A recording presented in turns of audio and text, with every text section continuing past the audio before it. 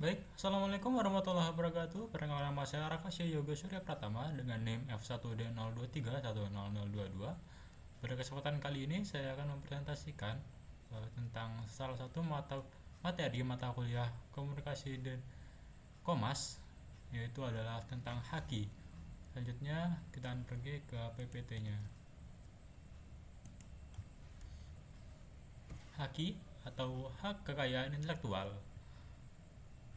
Nah, lalu ada beberapa pokok bahasan yang akan saya bahas. Sebenarnya adalah latar belakang, jenis-jenis haki, manfaat, tantangan, pencegahan, dan kesimpulan. Yang pertama adalah latar belakang. Haki atau hak atas kekayaan itu adalah hak eksklusif yang diberikan suatu hukum atau peraturan kepada seorang untuk atau kelompok atas karya ciptanya. Pada intinya, haki adalah hak untuk menikmati secara ekonomis hasil dari suatu kreativitas intelektual. Objek yang diatur oleh haki adalah karya-karya yang timbul atau lahir karena kemampuan intelektual manusia. Lalu jenis-jenis haki ada tiga, yaitu hak cipta, copyright, hak paten, dan merek dagang. Yang pertama adalah hak cipta. Apa sih hak cipta? Hak cipta adalah hak eksklusif yang diberikan kepada pencipta atas karya kreatif mereka. Lalu yang mencakup hak cipta adalah karya sastra, musik, seni, film, program komputer, dan karya-karya lainnya yang bersifat kreatif. Lalu durasi berlangsungnya hak cipta adalah tidak tidak ada habisnya semasih penciptanya itu masih hidup dan akan ditambah 70 tahun setelah kematian dari pencipta.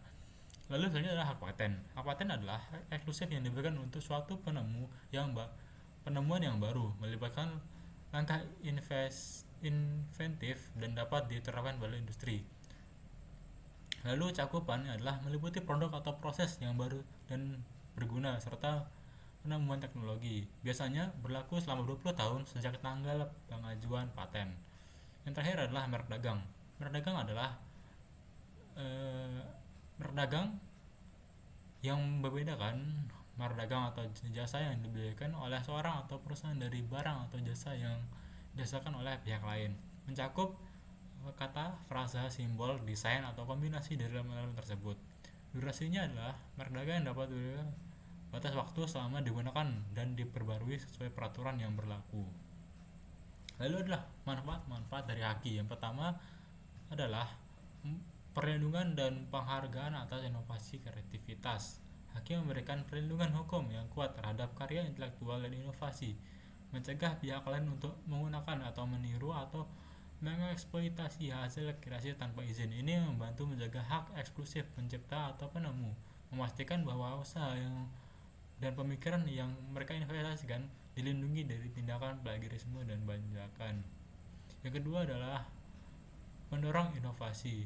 Haki memberikan insentif yang kuat bagi individu dan perusahaan untuk terus berinovasi dengan jaminan perlindungan hukum atas hasil kreasi mereka.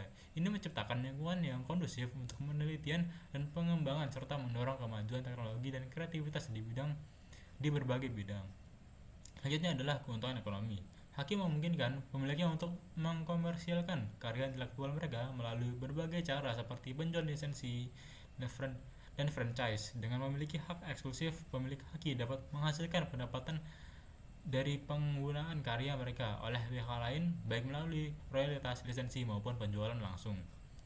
Lalu selanjutnya adalah hambatan-hambatan dan cara mencegahnya.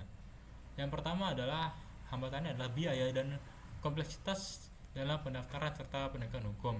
Pencegahan yang dapat dilakukan oleh pemerintah adalah penggunaan layanan pendukung dan subsidi pemerintah dan juga penyederhanaan dan pendigitalisasi proses pendaftaran. Selanjutnya adalah pembajakan dan pelanggaran yang meluas.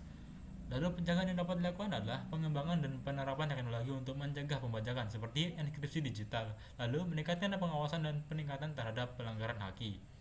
Dan yang terakhir adalah penegakan hukum yang lemah. Lalu pencegahan yang dapat dilakukan pemerintah adalah meningkatkan kapasitas aparat penegak hukum dalam mengenai kasus pelanggaran haki, meningkatkan kerjasama dengan lembaga internasional untuk menegakkan hak atas negara.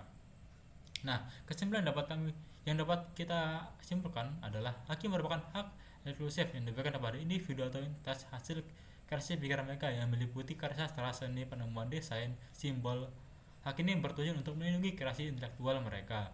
Lalu yang kedua adalah setiap jenis hak memberikan perlindungan yang berbeda terhadap aspek yang berbeda dari karya intelektual, seperti perlindungan terhadap karya tulis, seni, inovasi teknik, industrial, produk, dan lain sebagainya. Lalu penerapan haki menghadapi hambatan seperti biaya pendaftaran yang tinggi, proses yang rumit, serta penegakan hukum yang kurang aktif. Namun keuntungan yang didapatkan termasuk insentif untuk inovasi, peningkatan daya saing, dan perlindungan terhadap pemucukan serta penggunaan tidak sah. Dan mungkin itu adalah hasil dari pengulikan atau hasil dari diskusi saya, hasil dari pemikiran saya tentang apa sih haki dan apa aja sih haki, kekurangan, kelebihan, dan manfaatnya. Mungkin sekian dari saya. Wassalamualaikum warahmatullahi wabarakatuh.